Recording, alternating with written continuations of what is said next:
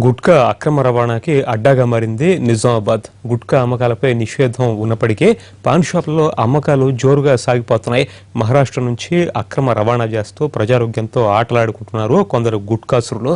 దందాని అరికట్టాల్సిన లీడర్లే వెన్నుదన్నుగా నిలుస్తుండటంతో వీళ్ళకి పోలీసులు కూడా సహాయ సహకారాలు అందించడంతో గుట్కా బిజినెస్ భయం లేకుండా సాగిపోతోంది.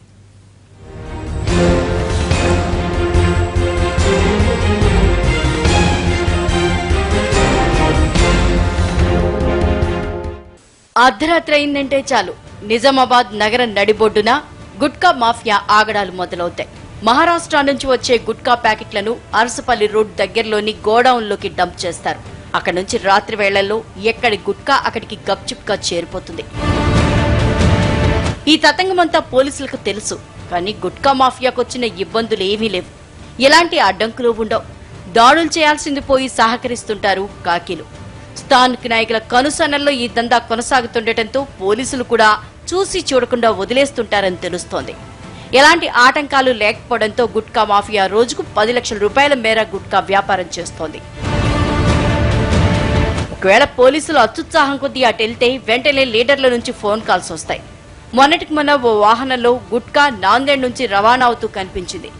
ఈ వెహికల్ పోలీసుల తనిఖీల్లో పట్టుబడింది కూడా. ఒక్క ఫోన్ కాల్తో ఆ వాహనానికి గ్రీన్ సిగ్నల్ పడింది. గుట్కా బిజినెస్ ఎంత సాఫీగా సాగుతోందో చెప్పడానికి ఇదో ఉదాహరణ. అరసపల్లి పండ్ల మార్కెట్ దగ్గర 6 లక్షల విలువైన గుట్కా పట్టుబడింది. పట్టుబడ్డ వాహన డ్రైవర్ మహారాష్ట్ర డెగ్లూరు వాసి, సరుకు నాందేడ్కు చెందిన గుట్కా వ్యాపారి. వీళ్ల తరపున జిల్లా కేంద్రానికి చెందిన 2 బడా గుట్కా వ్యాపారులు పైరవీ చేశారు. మహారాష్ట్రలోని నాందేడు, డెక్లూరు, ధర్మాబాద్ తదితర ప్రాంతాల గుట్కా వ్యాపారులకు నిజామాబాద్ జిల్లా గుట్కా వ్యాపారులకు సంబంధాలున్న విషయం బహిరంగ రహస్యం. గుట్కాని ఇక్కడి నుంచి నాందేడుకు తరలిస్తున్నారా లేక అక్కడి నుంచి ఇక్కడికి వస్తోందా అన్న అనుమానాలు రేకెత్తుతున్నాయి. గుట్కా అక్రమంగా ఇక్కడికి రవాణా అవుతున్నట్లు బయటికి పొక్కితే జిల్లా కేంద్రంలో ఏ స్థాయిలో గుట్కా మహమ్మారి విస్తరించిందో అన్న సంకేతాలు అధికారుల దృష్టికి వెళ్తాయని ముందు జాగ్రత్త పడుతున్నట్లు సమాచారం. ఇదంతా గుట్కాసుర్ల స్కెచ్ గా తెలుస్తోంది. గుట్కా పట్టుబడ్డ ప్రాంతం నిజాం కాలనీలో ఉంది. ఈ కాలనీలో రహస్య ప్రాంతాల్లో గుట్కా కింగ్కి చెందిన గోడౌన్లు 2 ఉన్నాయి. సరుకు గోదాంలోకి రవాణా అవుతోందన్న బలమైన వాదనలు ఉన్నాయి. ఈ కోణంలోనే కేసు దర్యాప్తు చేయాల్సిన అవసరం ఉందని పోలీసులు ఒక అంచనాకి వచ్చినట్లు తెలుస్తోంది. అందుకే సెల్ ఫోన్ కాల్ డేటా ఆధారంగా విచారణ చేయనున్నట్లు సమాచారం. గుట్కా వాహనాన్ని విడిచిపెట్టాలని ఎన్ని ఒత్తిళ్లొచ్చినా పోలీసులు మాత్రం బండి ఠాణాలోనే ఉంచారు. మన రాష్ట్రంలో నిషేధించినప్పటికి కూడా పక్క రాష్ట్రంలో మహారాష్ట్ర నుంచి అక్రమంగా ఇక్కడికి తీసుకువచ్చి గుట్కా వ్యాపారాన్ని నిర్వహిస్తూ ఉన్నారు. దీని మీద జిల్లా అధికారులు చూసి చూడనట్టుగా వ్యవహరిస్తారు. పోలీసులు ఇంతగా నిబద్ధత చూపించడానికి కారణం లేకపోలేదు.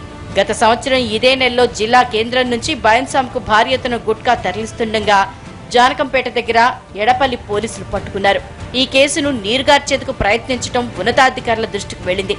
దీంతో ఈ కేసుపై విచారణ చేసి బోధన్ రూరల్ సీఐని బాధ్యుణ్ణి చేసి సస్పెండ్ చేశారు. ఈసారి అలా జరగకుండా పోలీసులు జాగ్రత్తలు తీసుకున్నట్లు తెలుస్తోంది. అధికారులు మాత్రం దున్నపోతు మీద వర్షం కురిసే విధంగానే ఈ రోజు వివరిస్తా ఉన్నారు. ఇది చాలా దుర్మార్గమైనటువంటి విషయము. ఈ రోజు యువత చెడిపోకుండా ఇటువంటి దొంగ వ్యాపారాలను సెకండ్ దందాలు చేయనీయకుండా చూడాలంటే అధికారులని నిఘా ఉండాలి. అట్లనే పోలీస్ శాఖ కూడా దీని మీద కూడా నిఘా పెట్టి పట్టించుకునే విధంగా చర్యలు తీసుకు. గుట్కా అక్రమ రవాణా ఎంత జరిగినా పాన్ డబ్బాల్లో వాటిని కట్టడి చేయాలి. దొరికినోళ్లను దొరికినట్లు మూసేస్తే గుట్కా అమ్మాలంటేనే హడలి చచ్చే వాతావరణం కల్పించడం పోలీసులకు పెద్ద పనేం కాదు. కానీ అలా జరగటం లేదు. ఏ పాన్ డబ్బాలో చూసినా గుట్కాల్ని బెరుకు లేకుండా విక్రయిస్తున్నారు. వాటిని బహిరంగంగా వేలాడదీసి మరీ అమ్మేస్తున్నారు. ఎంత ప్రభుత్వ నిషేధం ఉన్నా అమ్మకాలు ఏమాత్రం ఆగటం లేదని ఏ పాన్ డబ్బాకి వెళ్లినా తెలిసిపోతుంది. అప్పుడప్పుడు తూతూ మంత్రం తనిఖీలు చేసి పోలీసులు చేతులు దులుపుకుంటున్నారు. దీంతో గుట్కా మాయావి జిల్లాలో ఒక స్థాయిలో అమ్ముడవుతోందని వాపోతున్నారు సామాన్యులు.